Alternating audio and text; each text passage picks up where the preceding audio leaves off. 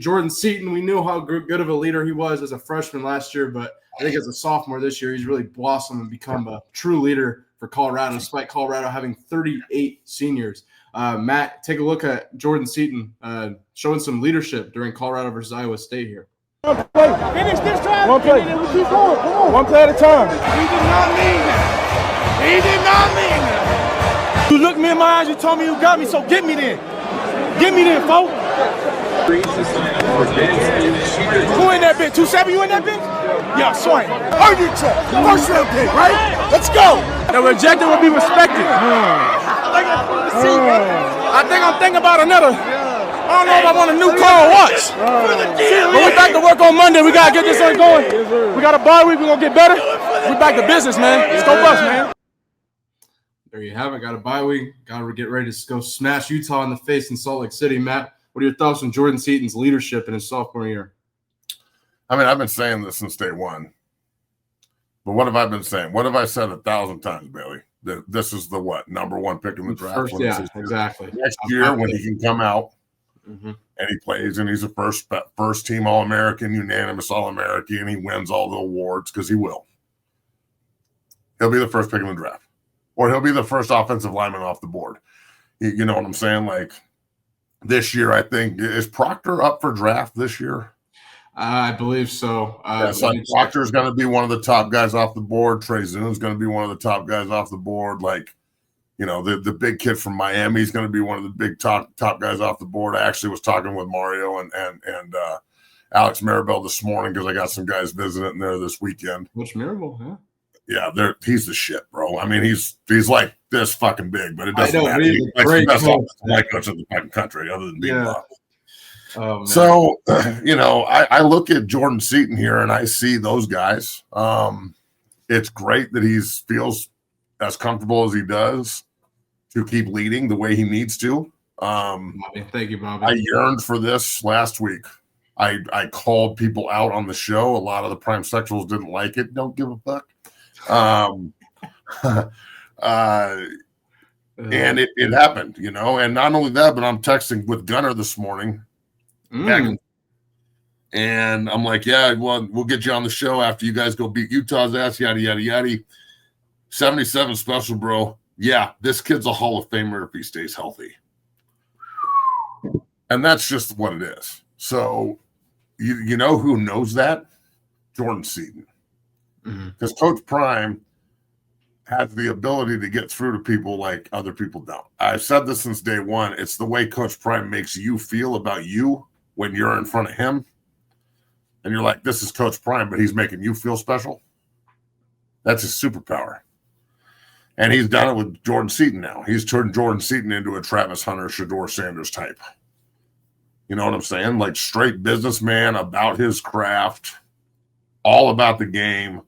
And I'm telling you, this kid is special. So it's great to see him vocal. It's great to see him winning. It's great to see the Colorado offensive line playing at the level they're playing at. And they are playing at one elite fucking level now. And it's the reason I'm going to be brash when I say this, and I know people will call me a homer. And I am a homer. You see this hat right here? Okay. I got this hat when I was like 9. It says 190 on it. See you in Miami. That's how much of a homer I am. So I'm going to say this, and I know people think I'm crazy, but I don't think they're going to lose again. Damn. Like I think CU is going to go 8-4 and finish, and go to a good bowl game and finish like this on the up, and they're going to attract a 5-star quarterback in the portal to continue for next year. And I'm not talking about 5-star high school kid. I'm talking about experienced 5-star starter in the portal. Like Oklahoma got a John Mateer. I think that they learned their lesson. So although Salter has been playing great in the last game, if they had competent quarterback play all year in the system that they're running with the weapons that they have and the offensive line play the way it is, they would have one loss. So I really think that this team is pretty fucking good because they built the trench. It took 3 years, but damn it, they did it. So you have to use this momentum next year you would think that they'll be even better up front because it's Seaton's essentially senior year. Even though he's a junior, he's gone. And honestly, I would not tell him to stay for his senior year. You need to go make your money. So with next year being Seaton's last season in Boulder, you've got to build an even better line around him because all those other guys are leaving. They're all seniors.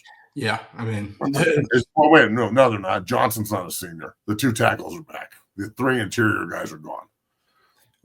Let me confirm, but yeah, it sounds the right tackles. I don't think he's a senior, but I could be wrong. Look, I think that the CU offensive line is the most improved unit in college football.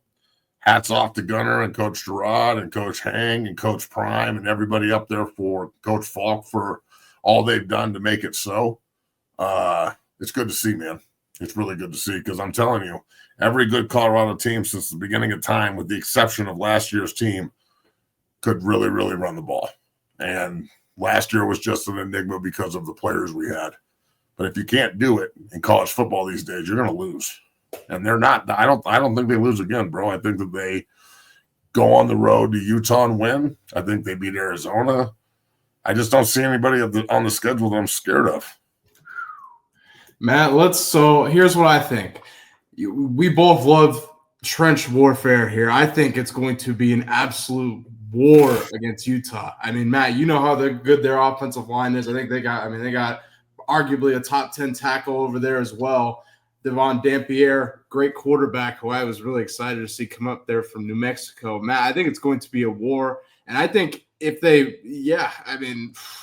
have all the talent to win out. And if they lean into the run game, like I said, that was the team that I said would win 9-10 games, a team that leaned into the run game, used their big offense line. You were right about the 2 tackles. Seaton's a sophomore, and then Larry Johnson's a junior. All the other ones are seniors, so they're gone. Starts with Utah, though, massive test. And Colorado's defensive line, I think, is the biggest question mark headed into Utah week. Yeah, but those kids from Utah remember last year. They remember walking into Folsom and getting their fucking ass beat. Well, exactly. So, I don't really care where we're playing. Salt Lake City's intimidating, but they're not unbeatable there. And they got BYU this week. So the last thing that they're doing is worried about us when we're watching them. So you got 2 weeks to prepare for Utah. And Livingston being a professional defense coordinator, I would imagine he's going to make life a living hell on Utah's offense. If Texas Tech could do it at Salt Lake, CU can do it in Salt Lake. So, Utah's got BYU this weekend, and then they got Cincinnati right after CU. So they got a hard road in front of them to see if they can pull out of that slide. And, CU wins this game, they get to 4-4. You got Arizona at home. That's a fucking win. Well, they're a good team, but CU should dominate that team at home. And then what? You go on the road to West Virginia, you host Arizona State, and you go on the road to Kansas State. The West Virginia game scares me, but me too. I think if they're on a roll and they're 5-4 and just pulled out of this hole, I think that they'll be hyper-focused to get bowl eligible in that game. And then you got the defending conference champs who are a little down coming into Boulder for senior day. I think CU can absolutely win that game. Great game. Especially if it's 5 degrees outside, which I pray to God it is.